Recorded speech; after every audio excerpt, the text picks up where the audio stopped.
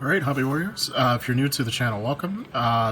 So today we're going to be doing something a little bit different. As I explained in my recent video, this is a wargaming channel. However, I do dabble in Magic the Gathering. I mostly play Commander, and even that's fairly rare. But with the release of Kamigawa Neon Dynasty, given the cyberpunk theme and ninjas and samurai and Japanese fantasy and mecha, I had to get some of these cards. So I've got 20 of the set boosters here. We're gonna go ahead and crack these open and see what I get.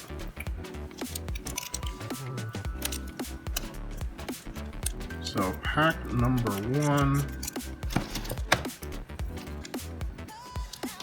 This is actually a huge bit of nostalgia for me. I haven't actually opened packs since, God, it's had to have been 15 years ago or so by now. So let's see what I got. So Tranquil Cove, hold that up to the camera so you guys can see it. A Sunblade Samurai.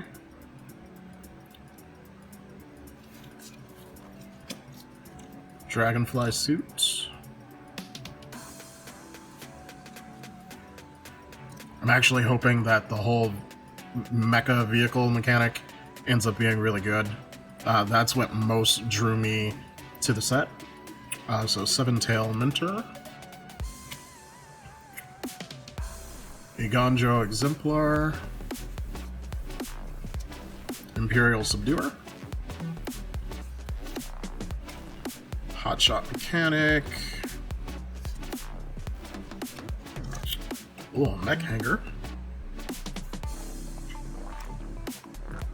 Tales of Master Seshiro. Satsuki, the Living Lore. I really love the art on this. This is amazing. It's a legendary human druid. Put a lore counter on each saga you control. Activate only as a sorcery. When Satsuki, the Living Lord, dies, choose up to 1. You can return a saga or enchantment creature you control to its owner's hand, or return target saga card from a graveyard to your hand. So interesting. I don't know if I personally would use that.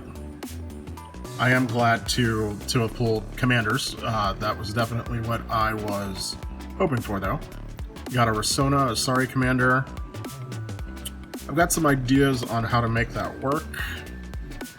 If I end up making that deck, maybe I'll do a video. And a foil Prosperous Thief.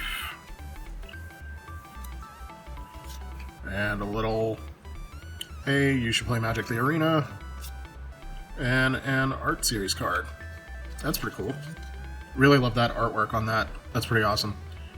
Alright, so that's the first pack. What I'm going to do, I know you guys probably don't care about the uncommons and commons, so we'll just open these quickly and then check out the rarer cards that we got.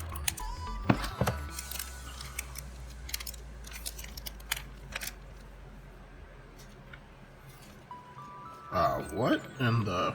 Oh, that's the art series card. Oh, cool. One of the new cool basic lands. That's pretty awesome. But in the back of the stack, what do we got? March of the Swirling Mist, X and a blue instant. As an additional cost to cast the spell, you may exile any number of blue cards from your hand. The spell costs 2 less to cast for each card exiled this way, and up to X target creatures phase out.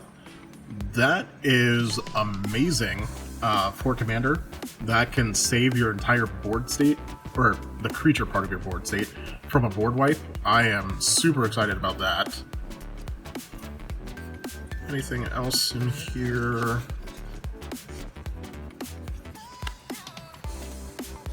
Yep, not really seeing anything else in this pack that's of note. Pretty happy with that pull, though. Alright, next one.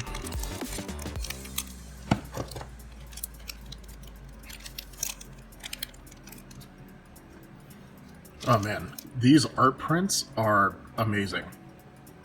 I might just have to get a small binder just to keep all of those in.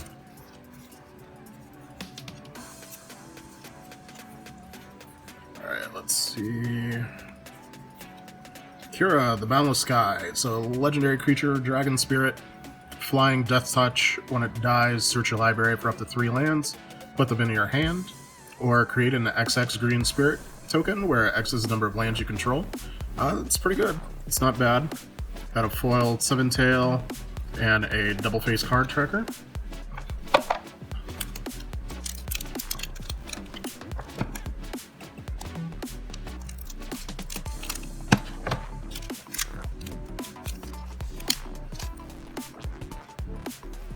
Another great art print.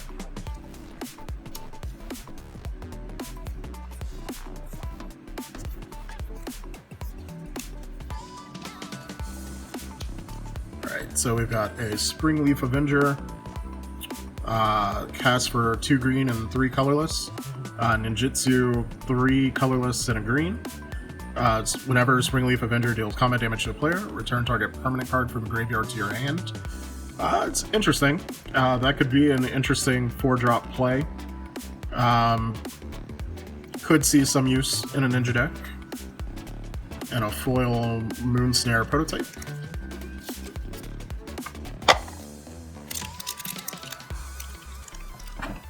Want to see more commanders though. Really hoping to pull a Hinata. It's another great art print. Knocking it out of the park with those. Let's see. So, Lizard Blades, red and a colorless. Double strike, equipped creature has double strike, reconfigure for 2. It's not bad.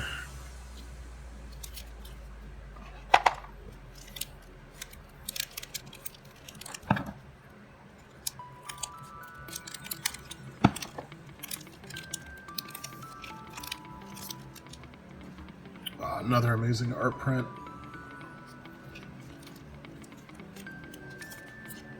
Oh, another awesome mountain.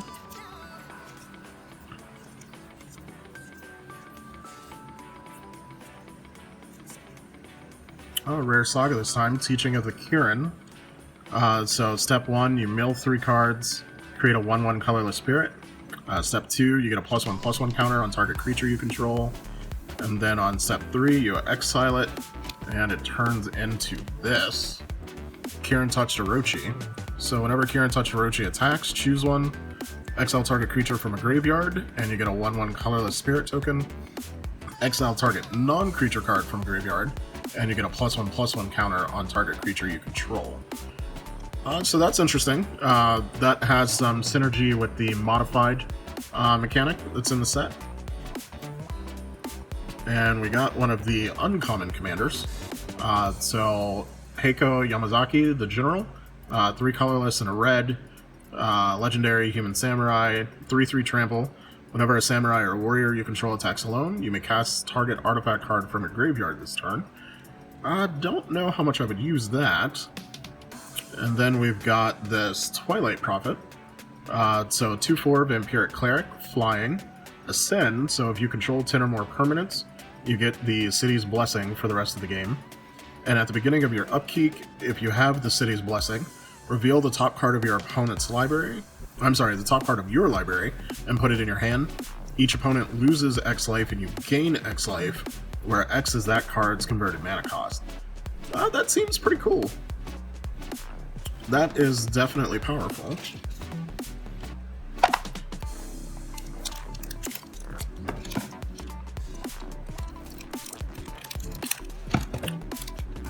Next up, looks like Jin gets Haxus.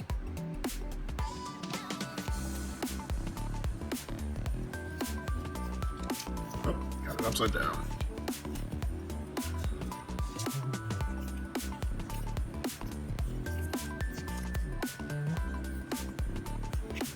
So Myojin of the Roaring Blades, monocolor commander, 3 red, 5 colorless. Myojin of the Roaring Blades enters the battlefield with an indestructible counter on it if you cast it from your hand. If you remove that counter, it deals 7 damage to up to 3 targets. Don't know how much I would use that. We've got a Weaver of Harmony, 1 green and a colorless, 2/2 Snake Druid enchantment creature. Other enchantment creatures you control get +1/+1. Pay a green, tap it, copy target activated or triggered ability you control from an enchantment source. You may choose new targets for the copy. That seems very, very powerful. Little mana ramp. Alright, moving right along.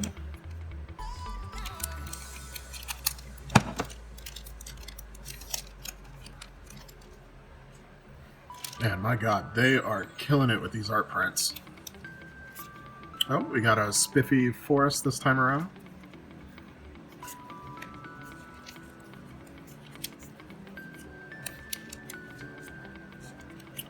Thousand Face Shadow. So 1 blue, 1/1 human ninja. Ninjutsu, 2 colorless, 2 blue. And flying, when Thousand Face Shadow enters the battlefield from your hand, if it's attacking, create a token that's a copy of another target attacking creature. That token enters the battlefield tapped and attacking. That is nuts. That is absolutely nuts. That's going to be a crazy powerful card.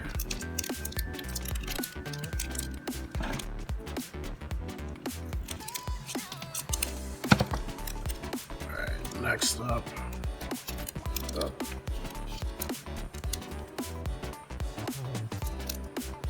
Oh, still something in there.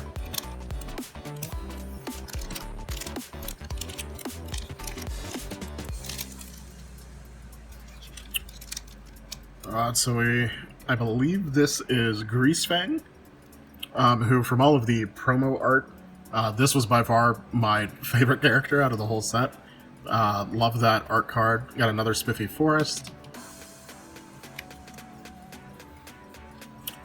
Let's see, Myojin of the Cryptic Dreams. So 3 blue, 5 colorless, 3/3 Legendary Spirit. Myojin of the Cryptic Dreams enters the battlefield with an indestructible counter on it if you cast it from your hand. You can remove that counter and copy target permanent spell you control 3 times. That's a super high mana cost, but that's also a fairly powerful ability, and we all know there are ways that you can cheat. Oh no, but you only get the counter if you cast it from your hand. So yeah, that's pretty expensive. I'm not sure how I feel about that. I got an Eater of Virtue though. This was one of the artifacts I was hoping for. So whenever an equipped creature dies, you exile it. Equipped creatures get +2/+0. And as long as a card that was exiled with Eater of Virtue has flying, then your equipped creature has flying. The same is true for First Strike, Double Strike, Death Touch, Haste, Hexproof, Indestructible, Lifelink, Menace, Protection, Reach, Trample, and Vigilance with an equip cost of 1. This sword is going to be super powerful. Really happy I managed to pull that. That's going to be really great in a modified theme deck.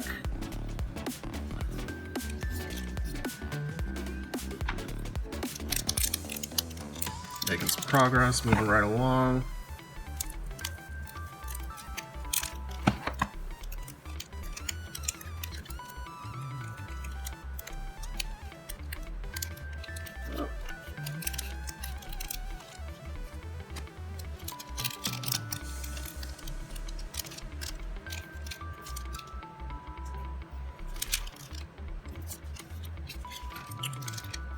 Alright, so we've got an art print of one of the commanders.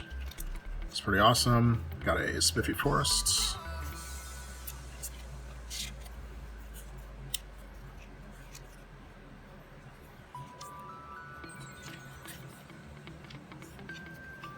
Ogrehead Helm. So this was spoiled quite often. It's a very interesting artifact equipment creature. 2/2. If you reconfigure it for 3, your equipped creature gets +2/+2. And whenever the Ogrehead Helm or equipped creature deals combat damage to a player, you may sacrifice it. If you do, discard your hand and draw 3 cards. Very interesting, card draw mechanic. Otherwise, it's just a cheap way to get modified.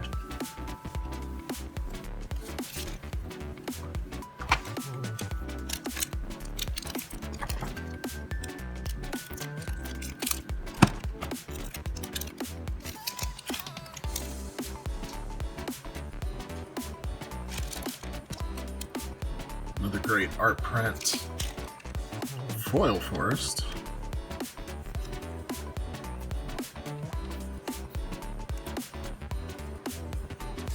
Oh, Shurikai. Now this is one of the ones I was hoping I didn't get, because I've already got the Buckle Up Precon deck. But nonetheless, very, very great commander. Oh, Tameshi, Reality Architect. So, 2/3, legendary creature Moonfolk Wizard. Cast for a blue and a colorless. Whenever one or more non-creature permanents are returned to a hand, draw a card. This ability triggers only one sheet's turn. Pay a white and X, return a land you control to its owner's hand. Return target artifact or enchantment with mana value X or less from your graveyard to the battlefield. Activate only as a sorcery. Very, very powerful card for artifact recursion. Pretty happy with that pool.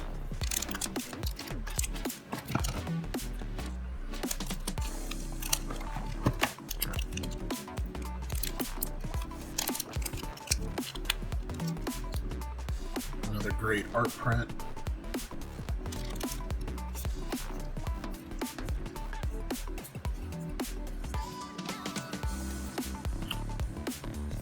And the Wandering Emperor, awesome. So 2 white, 2 colorless, legendary planeswalker with flash, starts with 3 loyalty, and as long as the Wandering Emperor entered the battlefield this turn, you may activate her loyalty abilities anytime you could cast an instant. So she +1s for put a +1/+1 counter on up to 1 target creature, and it gains first strike until end of turn. You can -1 to create a 2/2 white samurai creature token, and -2 exile tap creature, you gain 2 life. So playing either one of those abilities on the turn you cast her can definitely swing a fight in your favor. That's a pretty good pool. Pretty happy about that.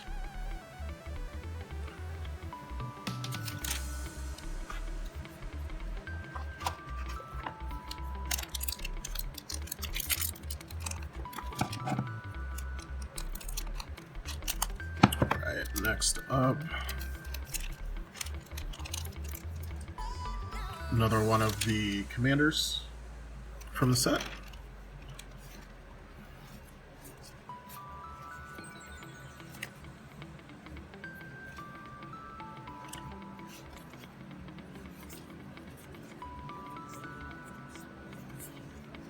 So, March of Burgeoning Life, green and X instant.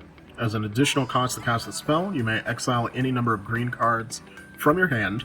The spell costs 2 less to cast for each card exiled this way. Choose target creature with mana value less than X.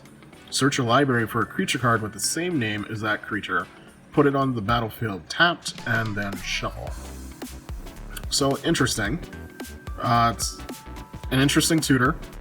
You can get that out pretty cheap, and I'm not too sure how many tutors for creatures there are in green in the current meta, but that's a pretty interesting pool. Then we have Invoke Justice foil. So 4 white and a colorless, it's a sorcery. Return target permanent card from your graveyard to the battlefield, and then distribute 4 +1/+1 counters among any number of creatures and or vehicles target player controls. So interesting, but yeah, I might put that as one of my 99 in a white deck, but I don't know. I don't know how I feel about that one.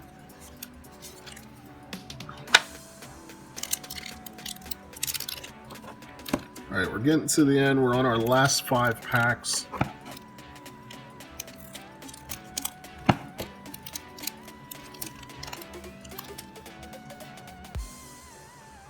So that's a duplicate art print for me, but that's okay. We got another Spiffy land.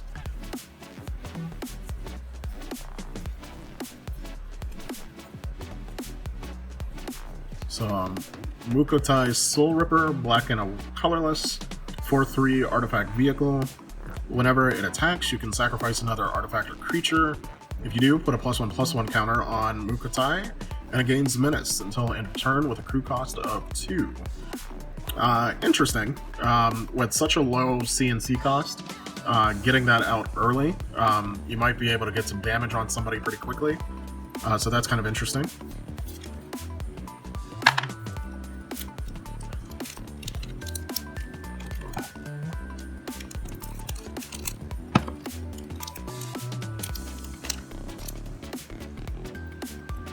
Another great art print. Just loving those.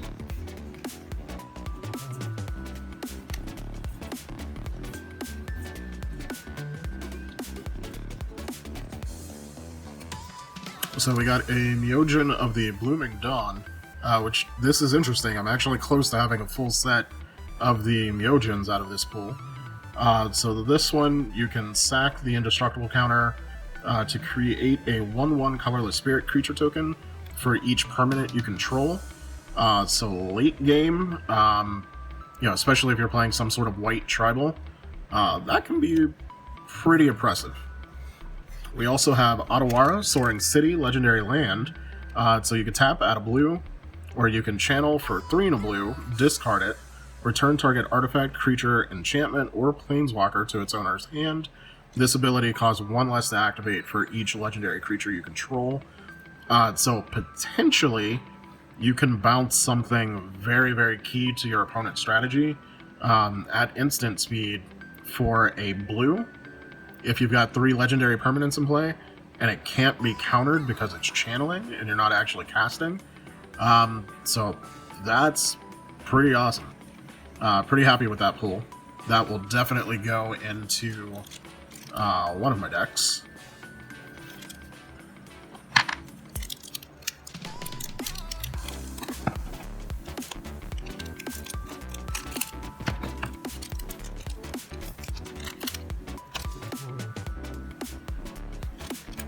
Really love this art print.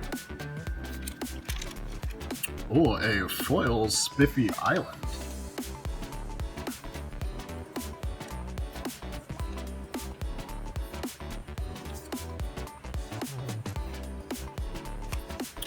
Cloudsteel Kion, artifact creature equipment Kion, white and 2 colorless, 3/2 flying. Equipped creature has flying, and you can't lose the game, and your opponents can't win the game with Reconfigure 5.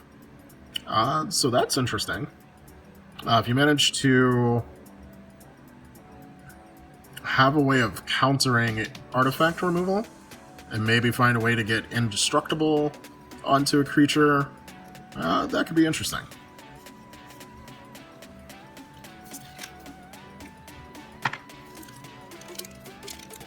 That Cloudsteel Kion might just be worth sticking into any deck just as a emergency get out of jail. That art print is awesome. Spiffy Forests.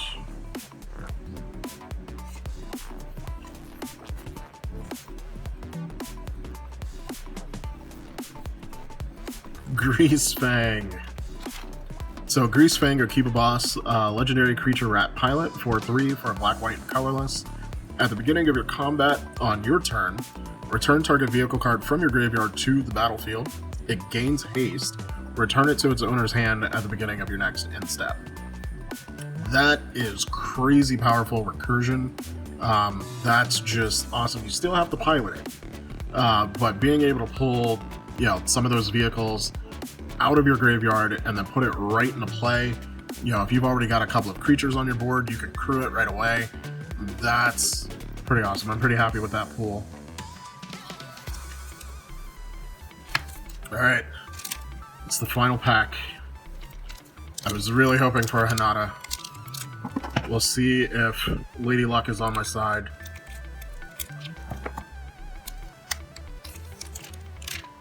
Very cool art print.